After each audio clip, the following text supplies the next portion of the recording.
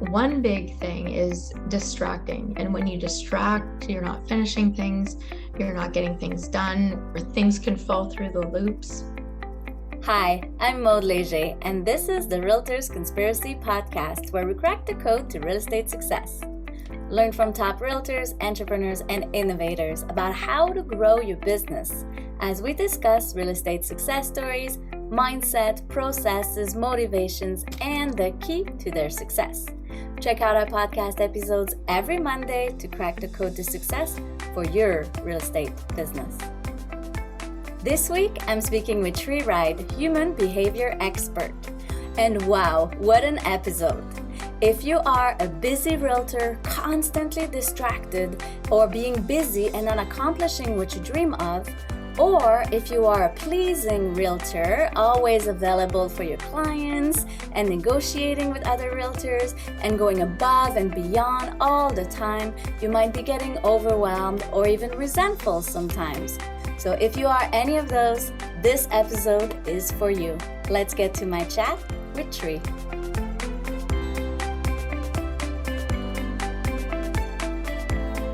Hi Tree, thanks for joining us on the episode today. You are a human behavior expert, so tell us, how can realtors stay on top of their game? Well, realtors can stay on top of their game by understanding, they already understand the industry. It's high pressure, right? It's very fast paced, especially now, right? Like extremely fast paced. And so what happens when there's extremely fast pace? There's lots of pressure. And us as human beings, we have different ways in how we cope in life, right? And there's a very well-renowned family therapist called Virginia Satir, and she came up with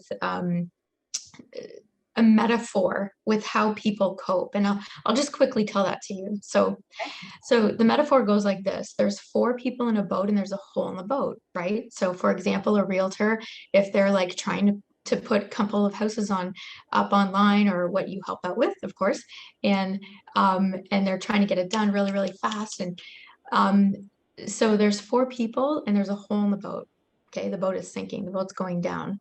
And you can either blame, so who put the hole in the boat, right?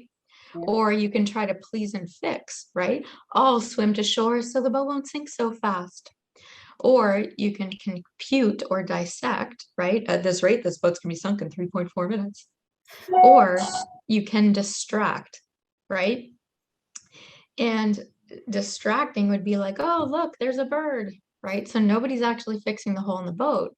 Nice. Right? So a lot of what happens when people get into overwhelm or they're getting stressed out, the most common ones are they can try to please and fix. And when you try to please and fix, resentment builds, right?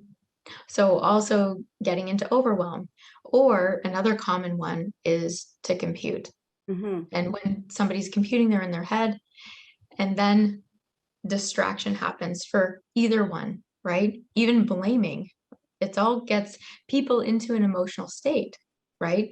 Mm-hmm. So one big thing is distracting. And when you distract, you're not finishing things, you're not getting things done, or things can fall through the loops, right? Yeah. So it's understanding how you cope specifically and creating boundaries around it. Yeah. So creating boundaries. If you're a pleaser, you want to make sure that you're giving yourself enough time. If you're computing, you want to snap out of it, right?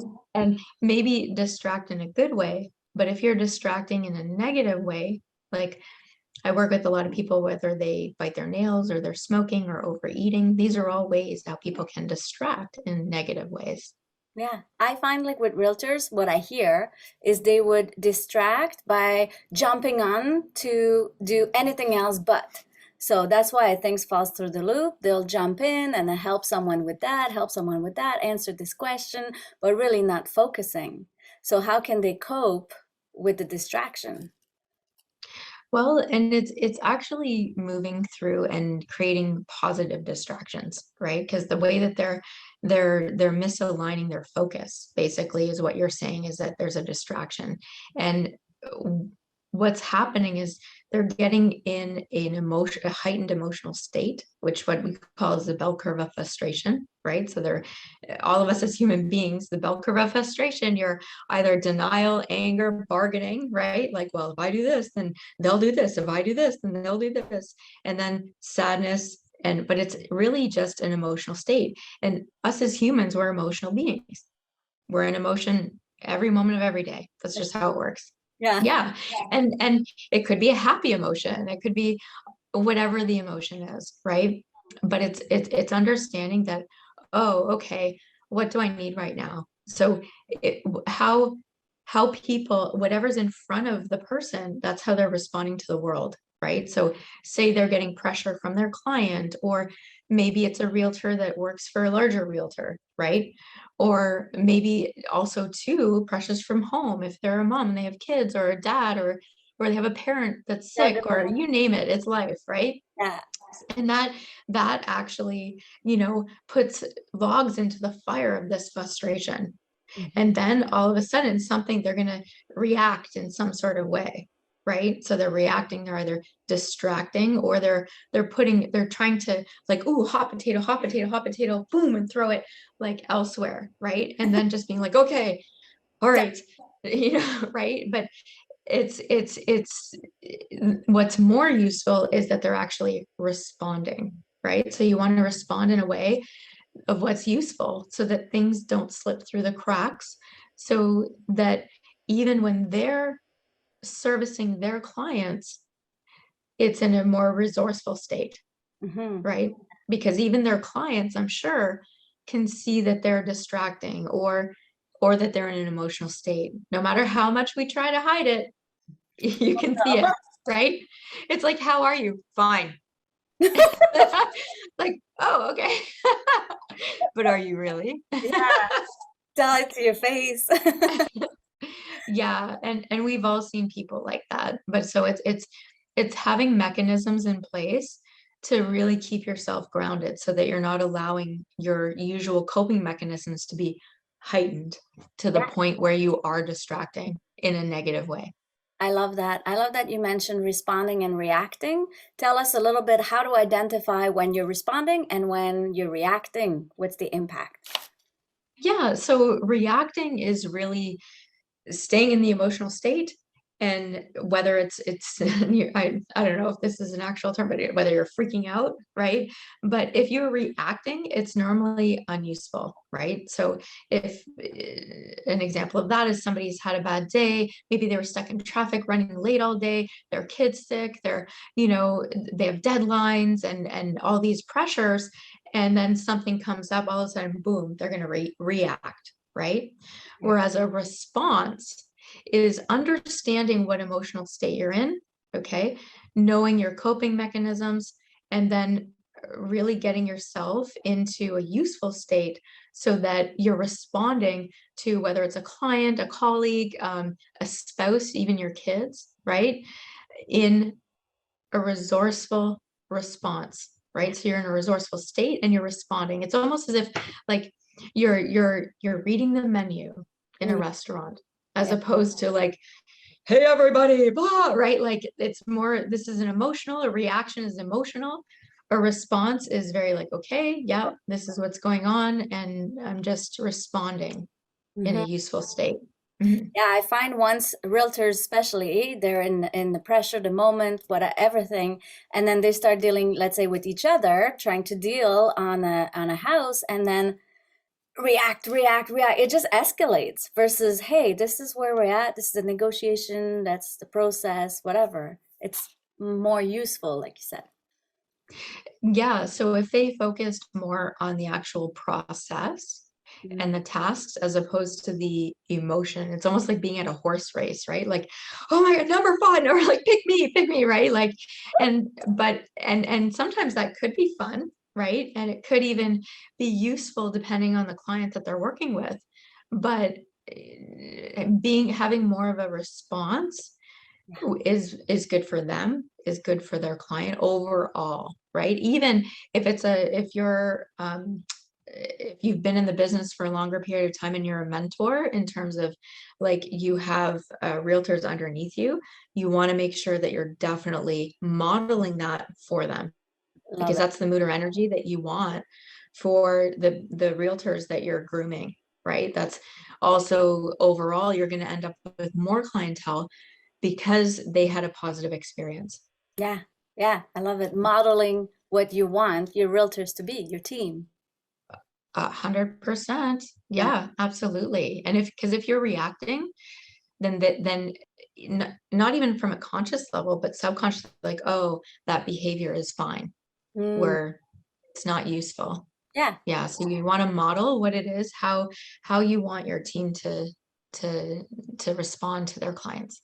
yeah, love it. Yeah. One thing you mentioned, I'm thinking of pleasing. So a lot of realtors, it's a service business. They're dealing with people.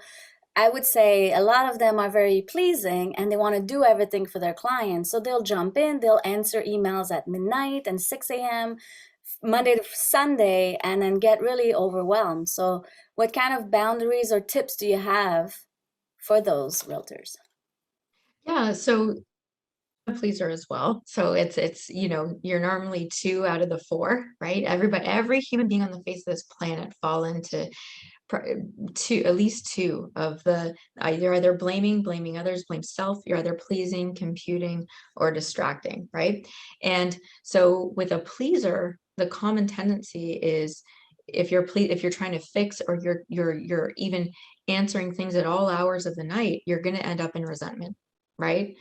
So to really create the boundaries, you want to think of it in terms of time tickets.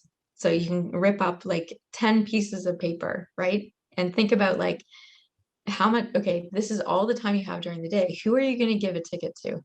And Mm, once you're out, right? Because love if you don't keep the boundaries around, you want to make sure that you give yourself how many you need. And it's different from day to day, right? Like some days you wake up, you have all kinds of energy.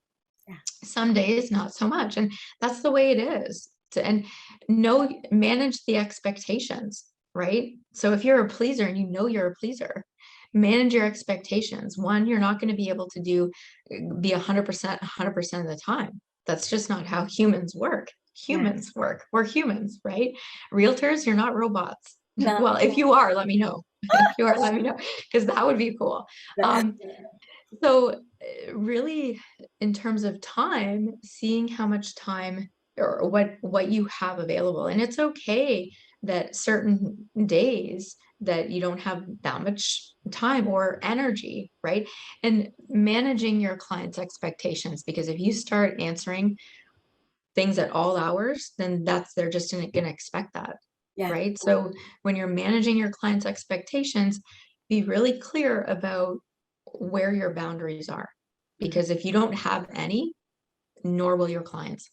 Yeah, and I think from that point, everybody will have different boundaries. Some people might say, I'll answer emails from 6 a.m. to 4 or from 10 a.m. to midnight, whatever you pick, right?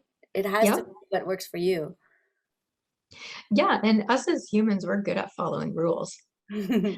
So if a realtor, if they like exactly what you said, Mode, if they say, okay, I'm only answering text through this time or that time or whatever, then people are going to follow your rules.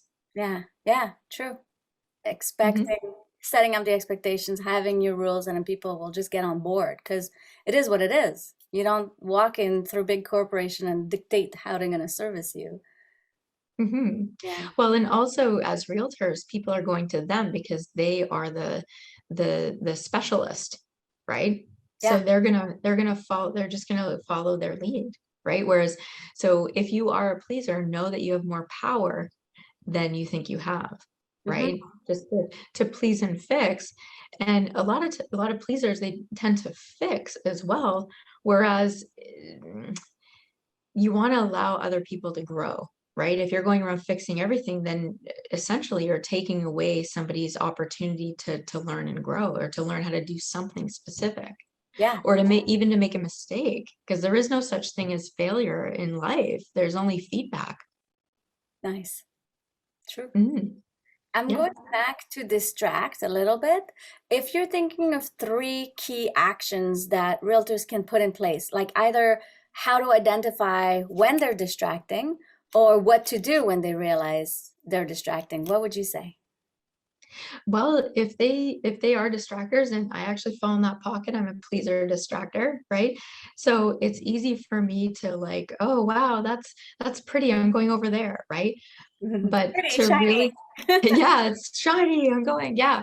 And so it's having mechanisms in place. So for me specifically, I love music. Nice. So if I know that I need to stay and focus on something, I'm gonna play music so that I can get in the zone of what I need to do. I also have mechanisms in place in terms of like I have all different emails for different businesses that I have, right? So to make sure if I'm focusing on this, focus on this, right? And even, my common tendency is to distract, but to catch myself when I'm doing it, Yeah. right? Catch myself. Oh, okay, I'll get to that later, right?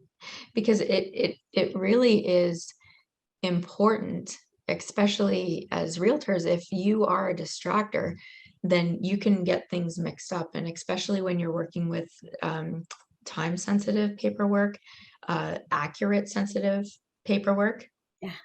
Want to make sure that you have your mechanisms in place.